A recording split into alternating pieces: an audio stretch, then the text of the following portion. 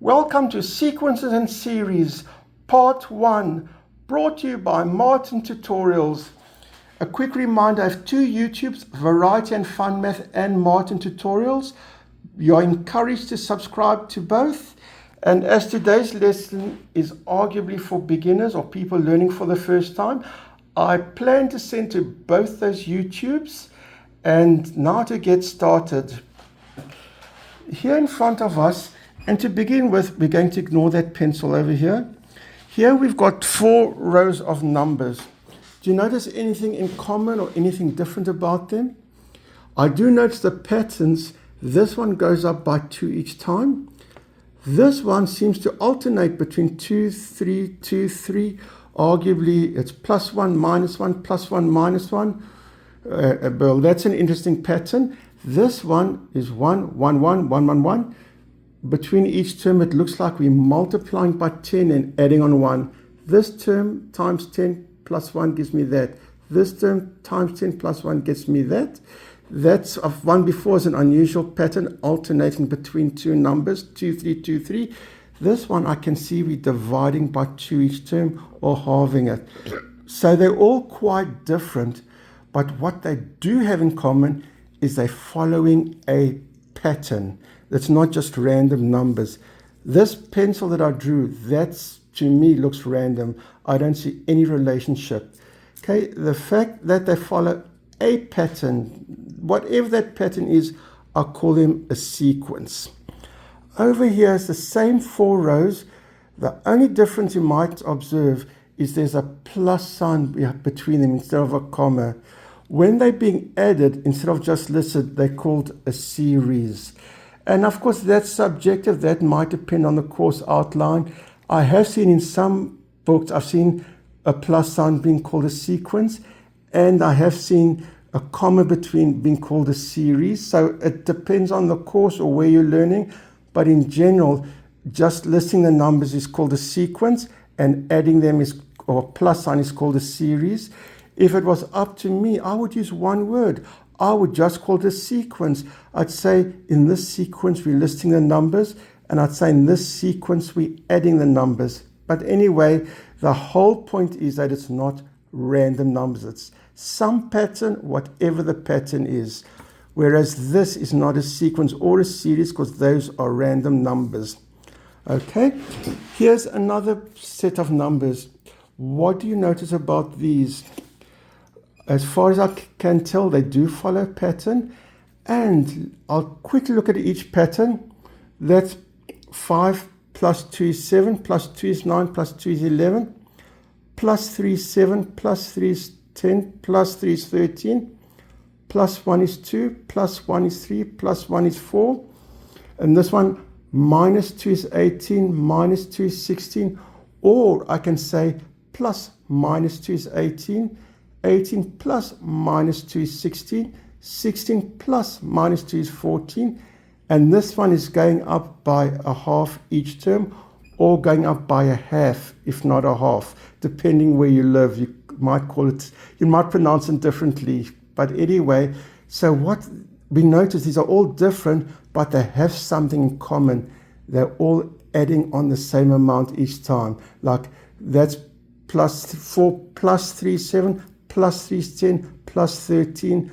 When it follows that pattern of adding the same amount each time, it's called an arithmetic series. So series means any pattern as long as it's not random numbers. When it's following the pattern of adding on the same amount each time, that's a specific series called an arithmetic series. So what I've done here is I've just written up an arithmetic series, 7, 9, 11, 13, 15. It's definitely arithmetic because I see the same amount being added between each term. It starts with 7 and we're adding on 2 between each term. I wrote pencil numbers underneath each term. Those pencils refer to the term number. Like that's term 1, that's term 2, that's term 3, that's term 4, etc. I could say term 1 is 7, term 2 is 9, term 3 is 11. All right? Now to give you a bit of notation, And this is also tricky because courses might vary. And if your teacher teaches you differently, I want you to do what your teacher teaches you, not what the method I use. I love to conform to the teacher, but with so many people watching, it's not possible. So I'm doing it the way I learned it. Okay. T with a little number refers to the term number. So this is term 1, term 2. In this case, see, term 3 is equal to 11. Term 2 is 9. T1, term 1 is 7. Another way of saying term 1 is A. That also depends where you're learning. So in this case, A is 7. And D refers to the common difference. In this particular question, D equals 2. So in this one, D equals 3 because we're going up by 3 each time. All right. Now, I'm going to rewrite these numbers in a different way. Instead of writing 9, I write it as 7 plus 2.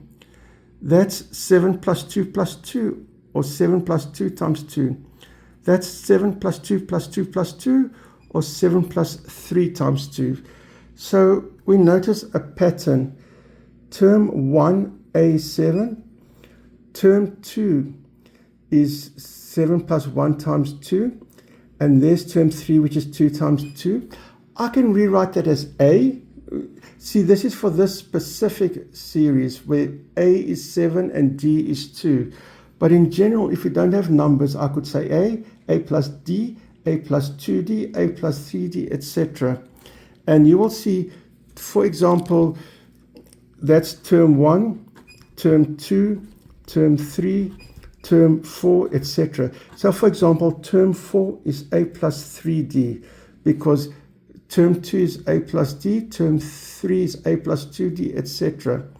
And here's another example. We've got this series, 3, 6, 9, 12, 3, 3 plus 3, 3 plus 2 lots of 3, 3 plus 3 lots of 3. So 3 plus 2 lots of 3 is term 3. And I'm going to rewrite this as follows. Term 2 is always A plus D. Term 3 is A plus 2D. Such as here, term 3 is 7 plus 2 lots of 2. Here, term 3 is 3 plus 2 lots of 3. That means term number n is n minus 1 lots of d. You see, term 1 has no d's at all. Term 2's got 1 d. Term 3 has 2 lots of d's. Term 4 has got 3 lots of d's. So that's how we get the formula Tn equals A plus n minus 1d. So I'll quickly take this arithmetic series. 7 plus 9 plus 11 plus 13 plus 15 plus ... Someone says, what's the fifth term? Well, I can just look, I can see 1, 2, 3, 4, 5. The fifth term is 15. But to check it with a formula, we know A is 7 and D is 2. Term 5 is A, which is 7. N minus 1 is, we're looking for term 5. N minus 1 is 5 minus 1 times D, which is 2. That's 7 plus 4 times 2, which is 7 plus 8 equals 15. There we go. Visually, we can see it's 15 and using the formula. That's great because we can tell by looking. But what about this one? 50 plus 45 plus 40 plus ... What's the 40th term? I cannot just quickly look. Oh, there it is. So let's use our formula. We told the nth term is A plus n minus 1d. T40, what's A? We have to plug in A. A is 50, the first term. N minus 1 is 40 minus 1. And D, each term we're adding on minus 5. So that D is minus 5. So if we carry on simplifying, there A is 50 and D is minus 5. 40 minus 1 is 39. 40 of A is 50 and D is minus 5. That's 50 plus 40 minus 1, which is 39, times minus 5. That's 50 minus 195. That's 39 times minus 5 equals minus 145.